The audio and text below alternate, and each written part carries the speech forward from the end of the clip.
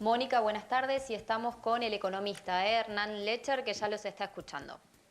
¿Qué tal? ¿Cómo están? Buenas noches. ¿Qué tal, Hernán? ¿Cómo estás? Estábamos haciendo una evaluación de estos datos que se conocieron hoy, una pobreza que, por un lado, se contrasta con lo que subieron los alimentos y lo que no subió el salario, las jubilaciones y los ingresos regulares de la gente, ¿no?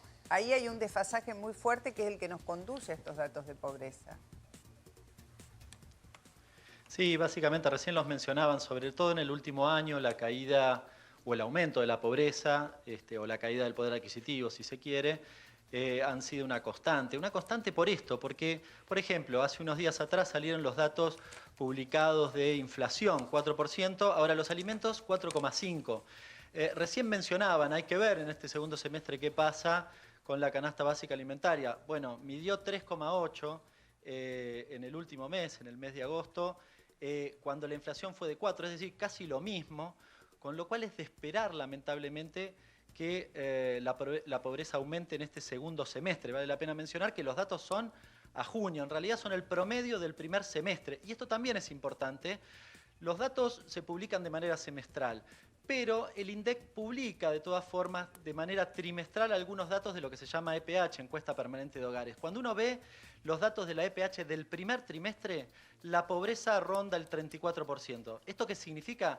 Que en el segundo trimestre, es decir, más cercano a la mitad del año, la pobreza estuvo cerca del 37%. Y es de esperar que ese sea justamente el punto de partida para el segundo semestre. Por eso es preocupante ese dato que recién les mencionaba y es preocupante que el segundo semestre de este año, bueno, el segundo digamos, semestre, con el proceso de corrida cambiaria y aumento de precios post-elección, también impacte de manera negativa. En el segundo semestre viene el impacto PASO, vos lo estás diciendo, el del día después de las PASO, cuando se produce esa devaluación, que si uno lo pudiera trasladar a diciembre, ¿cuánto pensás que puede significar en números de pobreza la devaluación que arranca el 12 de agosto?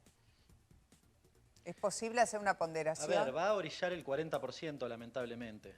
O sea que vamos a llegar a diciembre con un dato objetivo no publicado del 40%.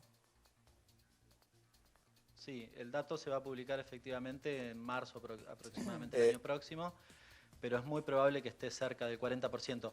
Lo digo porque además la política que ha tenido el gobierno para intentar que eso no se produzca ha sido, entre otras cosas, por ejemplo, que la canasta básica alimentaria no aumente el IVA sobre esos productos. Pero, insisto, lo que mencionaba recién, esa política no ha funcionado porque, de hecho, el dato publicado por el INDEC para el mes de agosto, que es cuando se supone que debería haber impactado esa política, midió 3,8 la canasta básica. Claro. Ningún ingreso aumentó en ese mes de la misma manera. Y probablemente en el mes de septiembre la inflación de los alimentos sea más bien cercana a 6%. A ver, Hernán, ¿cómo estás? Te habla Guillermo Andino. A ver, cuando analizamos el criterio de cómo votó la gente, lo tenemos acá. La gente votó con el bolsillo, inexorablemente.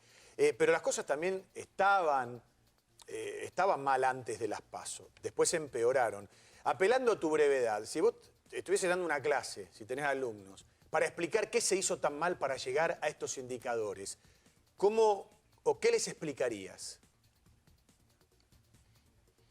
A ver, cuando nosotros hablamos de pobreza por ingresos, hablamos del poder adquisitivo de un segmento, digamos, que tiene relativamente pocos ingresos. Básicamente lo que pasó fue que perdieron poder adquisitivo. La canasta básica alimentaria aumentó de manera sensible. Vas a comprar al supermercado los alimentos de la canasta básica, están mucho más caros y tu ingreso básicamente no aumentó.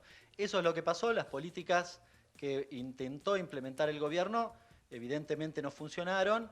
No hubo ningún tipo de control o regulación, los precios cuidados no funcionaron, los precios esenciales no funcionaron para contener la inflación y por el lado de los ingresos evidentemente eso fue insuficiente, el bono a la asignación universal por hijo a finales del año pasado, en fin, las distintas políticas, el adelantamiento a marzo de los aumentos de este año para la asignación universal por hijo evidentemente no fue suficiente para modificar ese comportamiento. Lo que se está publicando es de una canasta alimentaria que creció aproximadamente entre el 58 y el 59% en 12 meses y los salarios acompañaron hasta un 35%, o sea que se produce un desfasaje de casi 23% entre lo que te cuestan los alimentos y lo que subió tu ingreso, tu posibilidad de acercarse a eso.